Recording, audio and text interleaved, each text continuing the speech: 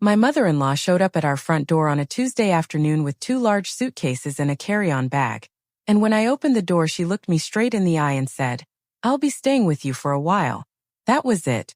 No phone call beforehand, no warning, no explanation, just Margaret standing on my doorstep with everything she owned apparently packed into 3 pieces of luggage, looking at me with that particular expression she had, the one that dared you to say something about it.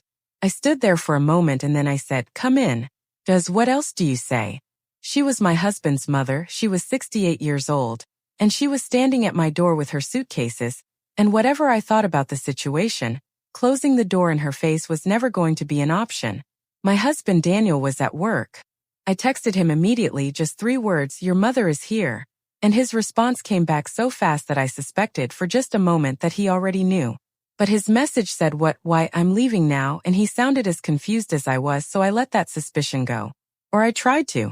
Margaret had been in our spare room for about 40 minutes by the time Daniel got home, and in those 40 minutes she had reorganized the towels in the bathroom, pointed out that the kitchen tap was dripping and asked how long it had been doing that, and made herself a cup of tea without asking where anything was, which told me she had been in our kitchen enough times to know exactly where everything was.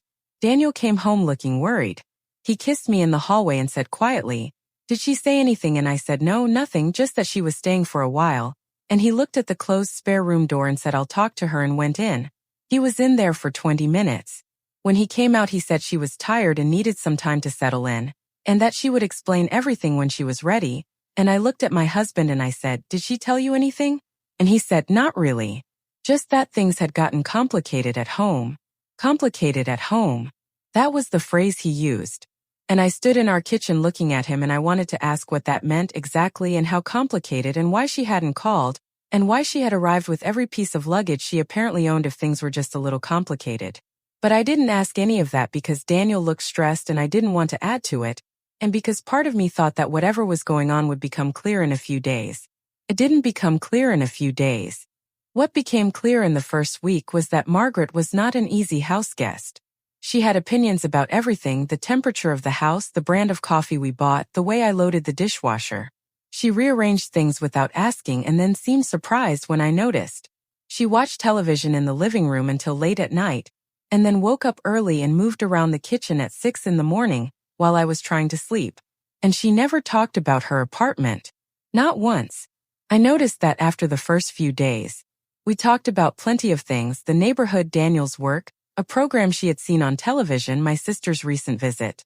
But she never mentioned her apartment, never talked about going back, never got a call from anyone who seemed to be looking after her place while she was away. When I asked once, casually, how her neighbor Mrs. Patterson was getting on, Margaret changed the subject so smoothly and so quickly that I almost didn't notice she had done it. But I noticed. And then there was the phone call.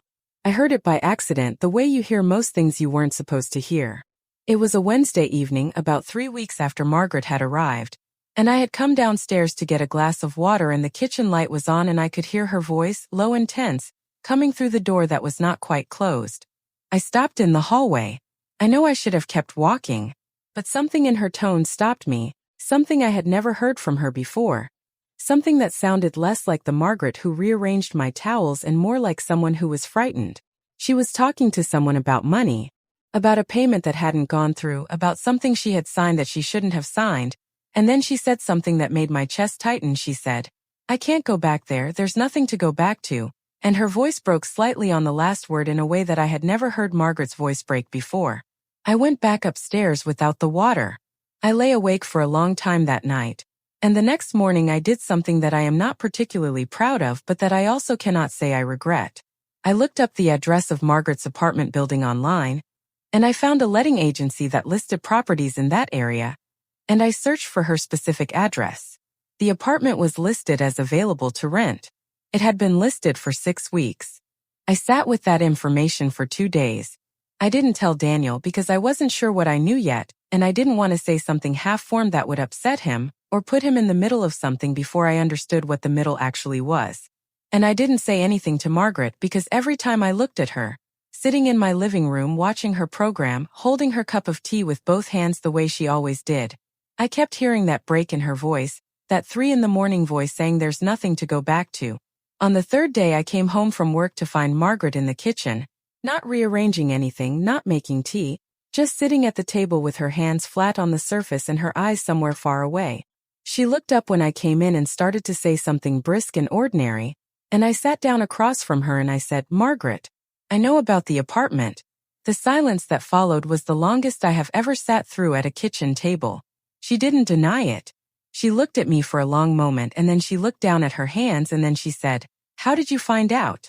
I told her. She nodded slowly, like she had been expecting this conversation and had just been hoping it would come later, or not at all. And then she told me everything. It had started 2 years earlier with an investment that had seemed straightforward, recommended by someone she had trusted, a man she had known through a friend and who had seemed knowledgeable and reliable. She had put in more than she should have, more than was sensible, because the returns had seemed so solid and the man had been so convincing. And by the time she understood what was actually happening, the money was gone and the man was gone and her savings were gone with them. She had managed for a while on her pension, but the maintenance fees on the apartment had gone up, and there had been a repair she couldn't afford, and then another, and eventually she had fallen behind on payments, and 6 months ago she had received a letter telling her the apartment would be repossessed if she couldn't clear the debt by a certain date. She couldn't clear it. She sat at my kitchen table and told me all of this in a flat, careful voice, like she had practiced it, like she had gone over the words enough times that she could say them without falling apart. And when she finished, she looked at me and said, "I didn't know how to tell Daniel. I didn't want him to know what I had done. I thought if I just came here and gave it some time I could work out a way to fix it without him ever having to know." I said, "How long have you been trying to fix it on your own?" She said, 18 months.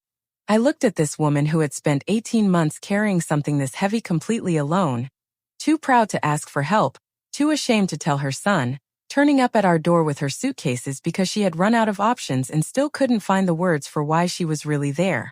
And I felt something shift in me that I hadn't expected to feel toward Margaret, something that was closer to recognition than anything else, because I had my own version of this, my own thing I had carried too long without asking for help, and I knew exactly what that particular kind of exhaustion felt like.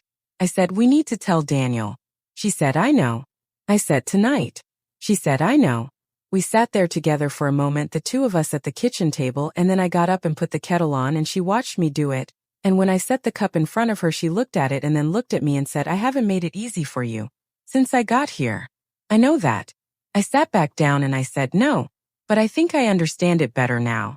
She wrapped both hands around the cup the way she always did and she nodded, and we sat there in the quiet kitchen waiting for Daniel to come home, and when I heard his key in the lock I looked at Margaret and she straightened slightly in her chair, the way someone does when they are about to do something hard, and I said, "I'll be right here." She said, "Thank you." And then Daniel walked through the door and Margaret looked at her son and said, "I need to tell you something, and I should have told you a long time ago."